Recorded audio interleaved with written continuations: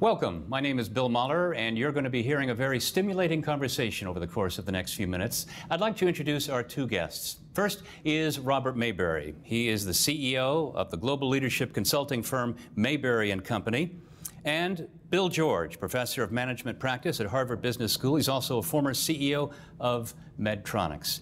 Gentlemen, we're going to be talking about something that is very close to your hearts, something you've done a lot of thinking about, writing about, and it is, in essence, the global crisis that is taking place right now. And I'd like to know how you would define that. What is its nature? Robert, let me start with you.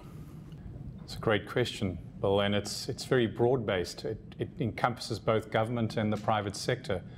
And what we really need to apply our minds to, and Bill and I have been trying to do this at many different levels, is what is the root cause? And until we can actually answer that question with conviction, the crisis will continue with its octopus mentality to pervade through society. We haven't answered that question. That is why we feel so fervently as we do. We need to, and this is a calling to like-minded men and women to come together in a forum and thrash out what are we going to do to arrest the rot. Do we need to actually cross over the precipice? Here in the US, we're at that point. The nadir is nigh, yet neither Bill and I feel that the intentionality and the application of one of the many, many wonderful minds in this country and across the globe have actually solved the problem. Is this an issue of a division between the haves and the have-nots in some? I think it's more than that. The haves and the have-nots, that gap is widening as a direct result of the continuance of the economic and global crisis. It's broader than that. It comes down to poor governance. It comes down to corruption. It comes down to false ideas. It comes down to a leadership crisis. So it's broader than that. It's not a simple solution, and it's not a simple problem. And Bill, this is something that a lot of people aren't really aware of or not being talked about all that much. Well, they should be, certainly. I had the benefit of being CEO of Medtronic for 10 years during the 90s when we had the wind at our backs, and we had high growth. Things were going very well. And then somewhere around about 2002, 2003, it all came crashing down. And we entered into this lost, what I call leadership's lost decade. So I've been, since spending and leaving the corporate world after 33 years, I've been focusing on the leadership crisis, as I define it. I've written several books about that, but I think the heart of the leadership crisis is we've been choosing the wrong leaders for the wrong reasons. And this is a responsibility of boards.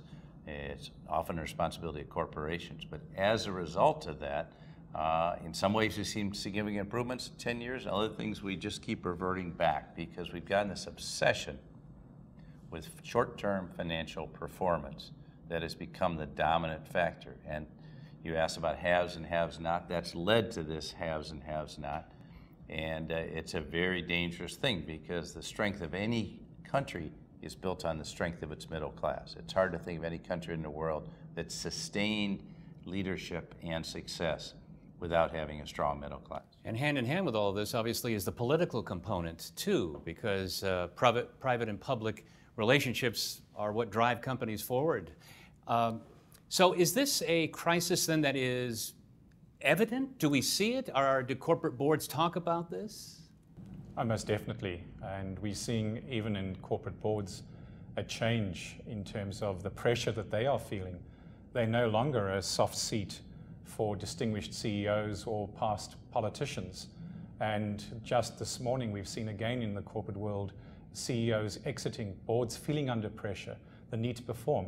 So I believe that boards, in terms of their future, are going to experience enormous change in terms of the demands on the ability of the directors to add value to those corporations.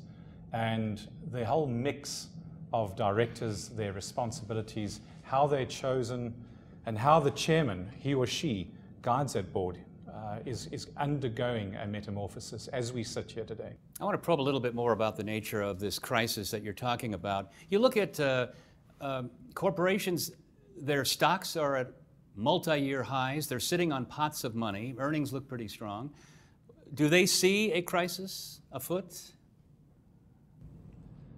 It depends who you talk to. I would like to think that every informed chief executive officer and chairman of a board is acutely aware of the potential nadir here in the United States and at a global level. So perhaps their behavior suggests otherwise, but I'd like to think at least they are aware, acutely aware. They're more than aware. They're feeling enormous amount of pressure, but they're conflicting pressures. We run programs for new CEOs at Harvard that I'm very involved with 3 of my colleagues, senior colleagues there. And then we invite them all to come back after 4 or 5 years. And you know, the pressures between the short-term dictates of the stock market to achieve short-term stock price movement, conflicting with their long-term goals of trying to build great companies through investments in research and factories and people, often come squarely head-to-head with each other. And as the holding periods for stocks has dropped from 10 years to 6 months, as it has in the last quarter century, you see these pressures ever more apparent. And frankly, the tenure of CEOs has been cut by more than 50%. If you can't perform, you're out. Yeah, but the question is, perform against what? If you're failing to perform as a leader, you should be out. But if you're failing to perform against a stock price dictate, that may be just you're getting going. And I can give you many examples, like Sam Palmisano at IBM, who for the first 5 years he was CEO of IBM, stock price didn't move. Now it's more than doubled, up 150%. Why? Because he was doing all the right things for the long term. It's well known how well Apple is doing, but for the first 7 years after Steve Jobs came back to Apple, after 7 years, stock price was exactly where it was when he came. It hadn't moved, but he was putting in place. He wasn't even worried about it. I talked to one of his colleagues about how much time did Steve spend on the stock market. He said, not a minute. He was building for the future, and now he's built a machine that is unstoppable. You can't stop Apple easily. You can't replicate it, you can't stop it. But it took that kind of long-term approach, and I think that's where we got in trouble, of thinking these things would be solved overnight. What is the nature of the crisis, though? Is it that, we'll talk about this in greater detail later, but is it because of the predisposed thinking of what CEOs bring to what they think their role is? Is it how they're trained? Is it because they're operating from a basis of fear and are only copying what's out there? They're afraid of the idea of being bold? We spoke earlier about trying to establish the real root cause of this pervasive global economic crisis. Bill's touched on it. For as long as we in the corporate and private sector allow ourselves to be dictated to by the street, in other words, the short-term myopic thinking where you're under Q1, Q2, Q3, Q4 pressure, nothing's going to change. And again, if we go back to root cause, no amount of regulation brought about by the federal government is going to correct a morally corrupt compass. And that's where we need to mature, and we need to peel back the way public listed companies have to report their earnings. So there's a simple starting point, is for how much longer are we going to countenance what I would like to think this pubescent behavior? Many a courageous CEO has gone contrary to public opinion. I mentioned Unilever on record. Their CEO has been extremely outspoken, saying we're on a 10 to 20 year strategic vision. We are not going to be dictated to by the street. The former CEO of Nestle, Peter Breivik, 1998, saying, what is wrong with long-term sustainable growth? Right. These are the CEOs who are making a mark in this postmodern society. So back to your question, is that we need men and women who have their own strongly developed identities and who understand the roles of the various stakeholders in business. And with that maturity and the proper development and understanding what their role is in society, we'll begin to see a change. But we have to make some simple changes, and they're not happening quick enough.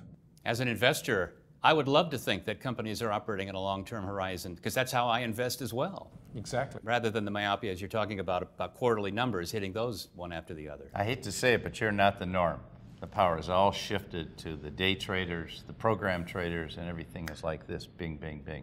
And CEOs start to worry about that. But the real core of the problem Robert's getting at is choosing CEOs for their charisma more than their character, choosing them more for their style than their substance, or choosing them more for their image and their integrity. When you do those things, why are you surprised you don't get CEOs without character that aren't psychologically well-grounded? You're choosing someone for their ability to impress Wall Street or impress the outside world, not for their inner grounding as a leader that allows them to sustain their leadership for a decade or 2 decades and have the respect of the people that matter in the organization. Otherwise, it just becomes a big ego trip, which, frankly, it did become. Do you think that there is a critical mass that we're approaching where enough of these companies, you've mentioned a few in this interview, stand as shining lights, as examples of how to do it right, and therefore will influence such things as best practices by boards? Most definitely.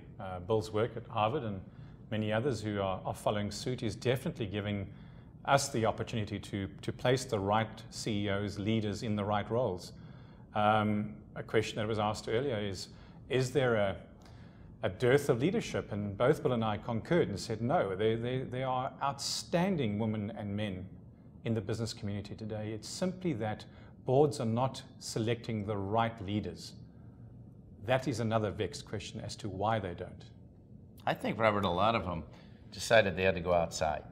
Yes. And they went to a rock star CEO. Yep. I mean, think of when Hewlett-Packard, this great corporation, my role model of a company for 30 years, couldn't find one leader out of its then 177,000 employees. He had to go outside to AT&T to bring in Carly Fiorina, and she failed.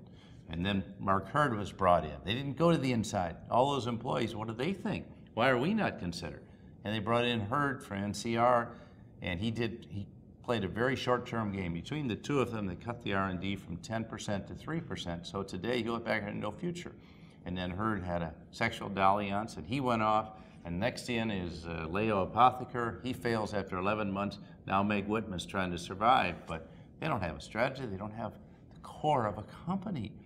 And so I think it started all with the board deciding to go outside. Why didn't they spend 10 years in advance, develop the leaders they need so they'd have 10 great candidates, and they could win it down to 4, and then take the very best one who was going to lead this great corporation forward? I think you need to go to a Board of Directors 101 training or something like that. But we'll be talking more in detail in just a moment about the leadership crisis that still is paramount and evident around the world.